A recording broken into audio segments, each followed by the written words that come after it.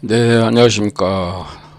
간단하게 각 당별로 이번 총선의 특징을 좀 명확히 할 수 있는 당선인을 한번 살펴보겠습니다.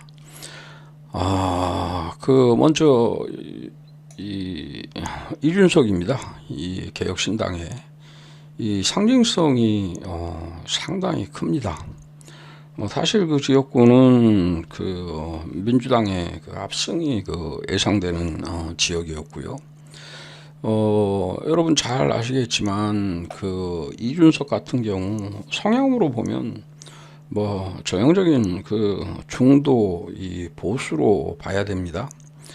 이 구구와 판치는 이 국힘 내부에서요. 그동안에 고난과 시련을 많이 겪었죠.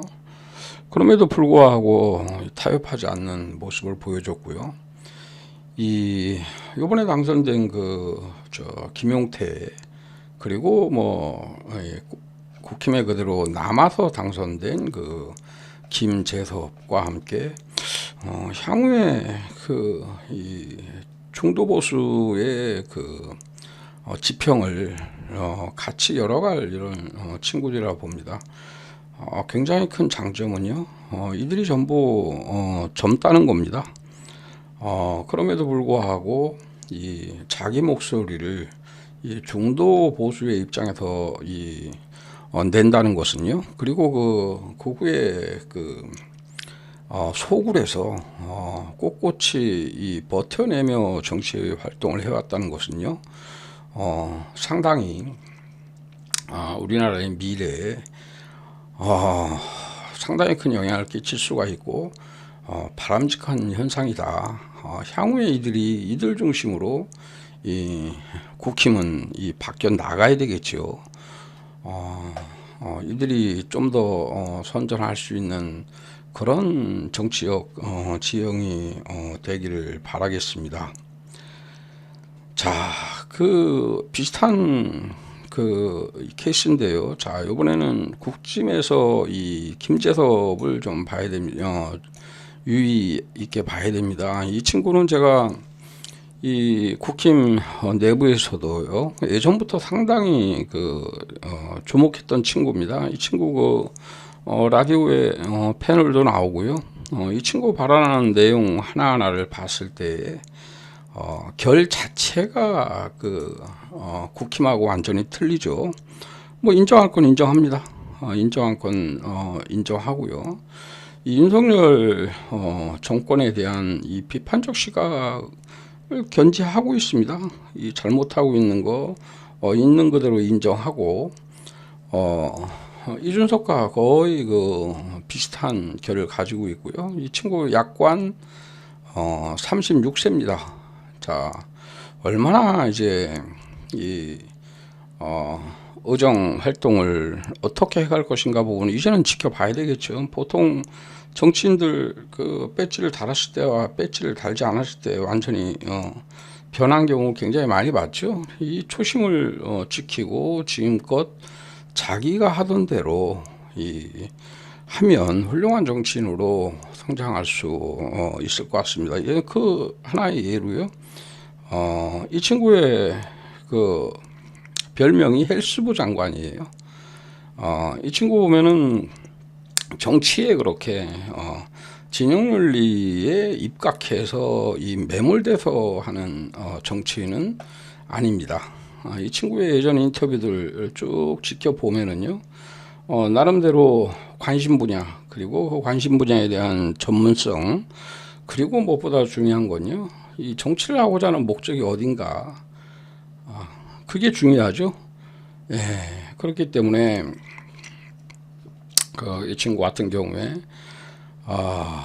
향후에 상당히 기대되는 친구고요.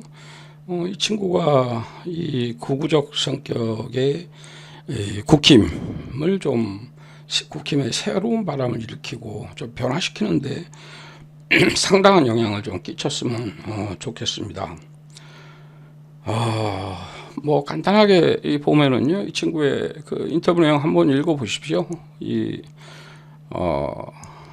이 질병 관련, 이 보건 정책 관련 부분이 이제 이 친구는 이 전공이 서울대 법대 출신일 거예요. 그래서 그럼에도 불구하고 이 보건 정책이 이제 이 친구가 줄기차게 그 얘기하는 겁니다. 뭐 전환 발상 자체도 상당히 신선하고 바람직한 내용으로 구성이 되어 있죠. 그래서 지금껏 이 해오던 대로 이 초심대로 하면은 좀 국힘을 바꿔내는데 어쨌든 1조를 충분히 할 수 있는 친구다. 이런 생각이 듭니다. 그래서 이런 친구가 이 친구 또 당선된 지역이요. 그 도봉갑이죠. 이 도봉갑 하면은요. 이번에 28년 만에 바뀐 겁니다. 사실상 그 민주당의 그 텃밭으로 봐야 되거든요. 이 도봉구 주민들이 이 친구를 좀 거의 뭐 묻지마 이 정권 심판의 이런 바람 속에서 이 친구를 당선시켰다는 것에 상당히 이 주목을 또 할 필요가 있고요. 이 안규령 민주당 후보 요번에 좀 설화가 있었죠. 사실상 결정적인 거거든요. 이 안규령 후보 같은 경우에 요새 다니면서요. 자기가 지금 무슨 동에 다니고 있는 것조차도 모르죠. 이재명 대표의 픽이었죠.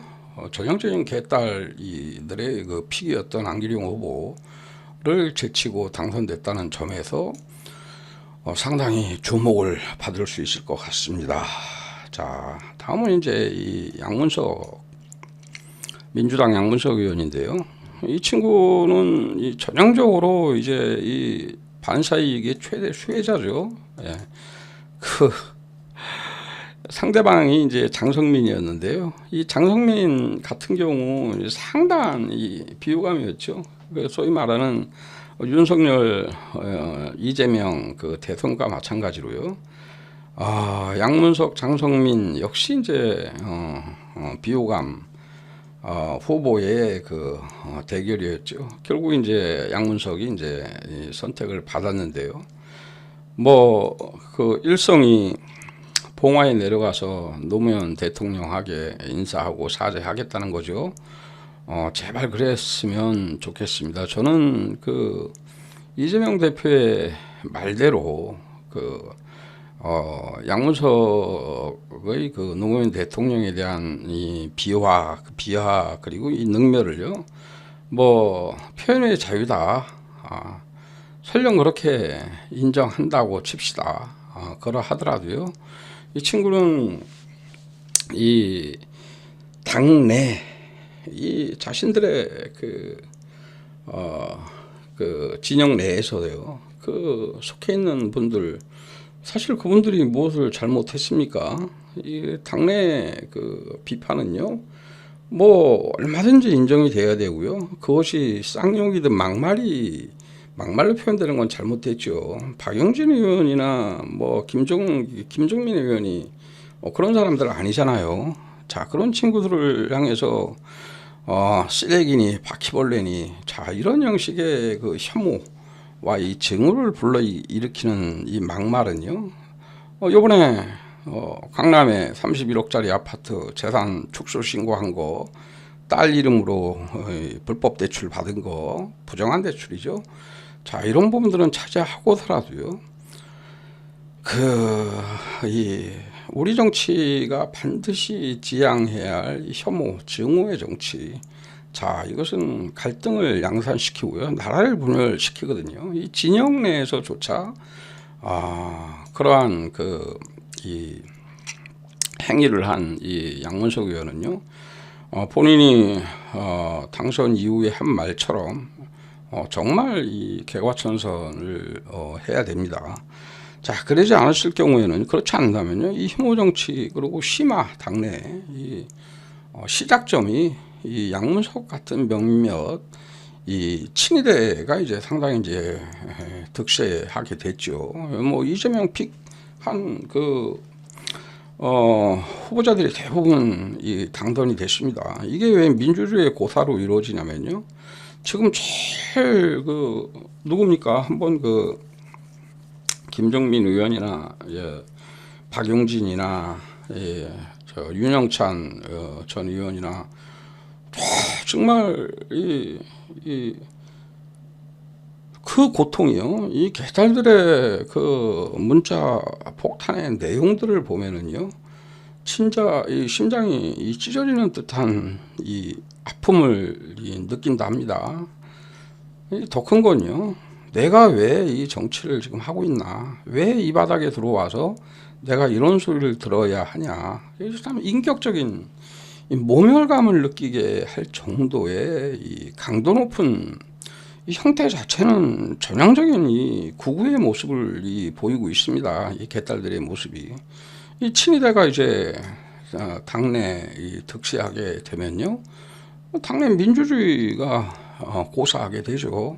그러면 한 방향으로만 가게 됩니다. 그 길이 잘못된 방향이더라도 그대로 따라가게 돼 있고요. 그로 인해서 잘못되는 것은 그 고통과 책임을 누가 져야 되니까 오롯이 또 이 국민의 몫이 되는 겁니다. 그래서 양문석 의원은 진짜 개과천선을 해서 모험적인 의정 활동 그리고 이런 혐오 정치 이것을 지향하고요. 오히려 그것을 해소하고 화합하는 이런 데 앞장서는 양문석이 됐으면 좋겠습니다. 근데 문제는 이거죠. 자, 이번에 이런 결과가 나왔으면은 윤석열은 기조 자체를 바꿔야 되죠. 근데 별로 기대하는 사람들이 없을 것 같고요. 저 역시도 윤석열은 바뀌지 않는다 이런 것이고요. 이재명 대표가 바뀔까? 저는 상당히 회의적으로 봅니다. 이제 175석이면요. 거의 21대 총선하고 비슷하죠. 그때보다 약간 좀 덜 얻은 거죠. 그럼에도 불구하고 정권을 내줬잖아요. 그리고 윤석열 정권 내내 이재명 대표 하에서 민주당 지지율은요. 제대로 좋은 적이 단 한 번도 없습니다. 이 정권 심판론 플러스 이중섭의 해외 도피 양재동 하나로마트의 대파 자 이런 것들이 불거졌죠. 거기에 이제 기름을 부은 격이 됐지요. 그것이 이번 이 총선의 결과지요. 솔직히 제 방송을 듣는 민주당 지지자분 혹시 계시면은요. 이재명 대표 하에서 민주당이 한 게 있나요? 한 게 있으면 한번 얘기를 해보시죠. 제가 생각나는 것은요. 이 누더기 검경 수사권 분리 그리고 있으나마나한 공수처 자 이거 그대로 짬짬이로 국짐과 타협해서 만드는 결과물이잖아요. 그거 이외에 또 민생을 위해서 국민의 행복 평안을 위해서 민주당이 한 게 있나요? 그 의석 가지고 한 게 없잖아요. 윤석열이 바뀌지 않을 것처럼 예상되듯이요. 이재명 대표 마지막 기회를 저는 국민들이 이재명 대표뿐만이 아니고요. 민주당에 줬다라고 생각을 합니다. 제발 좀 바뀌었으면 좋겠습니다. 자, 그 결과로 이 조국 혁신당의 이 돌풍이 분 겁니다. 이 조국 혁신당의 돌풍이 분 이유는요. 이 윤석열 정권에 대한 심판에 대한 그 열망이 첫 번째겠죠. 두 번째는 뭐예요? 두 번째는요. 이 민주당에 대한 그 실망이 겹친 겁니다. 자, 민주당으로 이 하나로 힘을 모아주지 않고요. 이 조국 혁신당에 이 힘을 몰아준 것은요. 바람을 불게 한 것은요. 이 민주당에 대한 이 실망이 하나의 주요한 원인이다. 이렇게 보는 거죠. 따라서 이번 175석 언제는 의석수가 부족했습니까? 그렇지 않았잖아요. 그죠? 좀 참회와 성찰 그리고 이 기회를 잘 살리는 그런 민주당이 됐으면 좋겠고요. 자, 이 조국혁신당의 뭐 12번까지 지금 예정이 되어 있죠.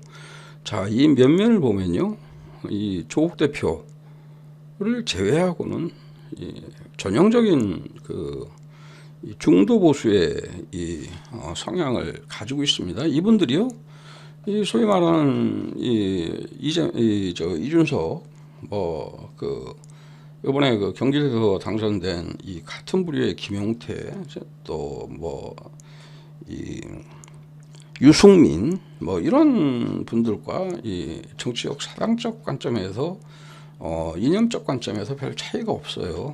조국 대표는 스스로 자신을 사회주의자다라고 이렇게 공언을 했듯이요, 이 중도 좌파의 성향을 가지고 있고요. 나머지 분들 같은 경우에는 전체적으로 볼 때 이 중도 이 보수의 이 성향을 가지고 있죠. 자, 이분들의 이제 향후에 가장 중요한 건요, 이 선명성이 요번에 큰 이 모출 발휘했죠. 검찰 이 독재 종식이라는, 검찰 개혁이라는. 자, 문제는요, 자, 이제는 이 구체적인 이 대안을 제시하는 의정 활동을 해야 합니다.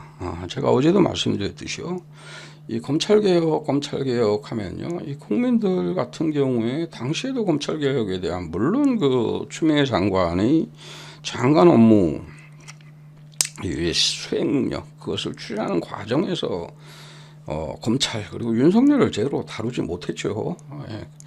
그럼에도 불구하고 이 국민들이 검찰개혁, 검수완박법에 대한 이 비판 여론이 상당히 높았습니다. 그 큰 대의에는 여론조사상으로도 보면 전부 동의를 하죠. 높았습니다. 60%, 70% 압도적으로 높았음에도 불구하고 실제로 검수완박법 부분에 대해서는요, 비판적 여론이 상당히 많았고요. 검찰개혁이 좌초되는 결정적인 계기도 된 겁니다. 그것은 뭐냐면요, 이 국민들이요, 이 피부로 좀 느끼지 못한다는 겁니다. 자, 예를 들면은 국민들이 검찰, 법원을 포함한 이 사법개혁의 필요성을 공감하는, 단 한마디로 정리하자면 유전무죄입니다. 무전유죄고요.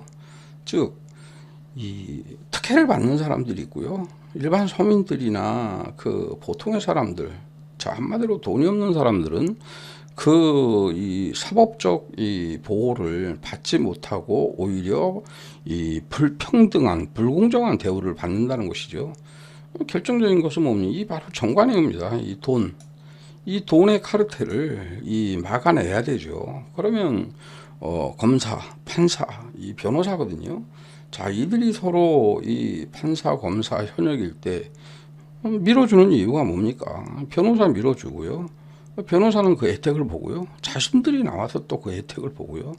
따라서요, 이 사법개혁, 검찰개혁의 큰 틀 중에 하나가요, 이 정관예우 이 금지법을 이번에 조국혁신당이 검찰개혁의 구체적 대안으로 반드시 입법 발의했으면 좋겠습니다. 또 하나는요, 이 윤석열 정권 들어서고 가장 큰 문제가 뭐였습니까? 역사 왜곡이었죠. 이 친일 본색, 이 숭미 본색이 그대로 드러났고요.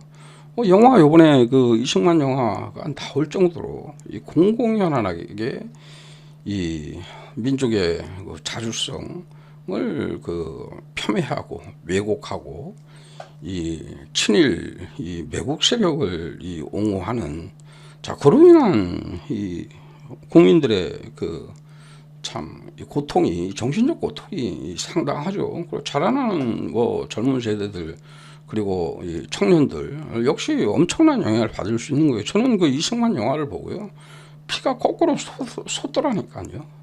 자, 이런 역사왜곡 금지법, 자, 이런 좀 구체적인 향후에 어떻게 지금 내세운 선명한 구호를 구체적으로 발의하고 실천해낼 것인가가 향후 이 조국혁신당의 미래 존속에 결정적인 영향을 끼칠 거라고 생각합니다. 네, 이상으로 간단하게 각 당별로 주요 당선인을 통해서 이번 총선을 고찰해 봤습니다. 감사합니다.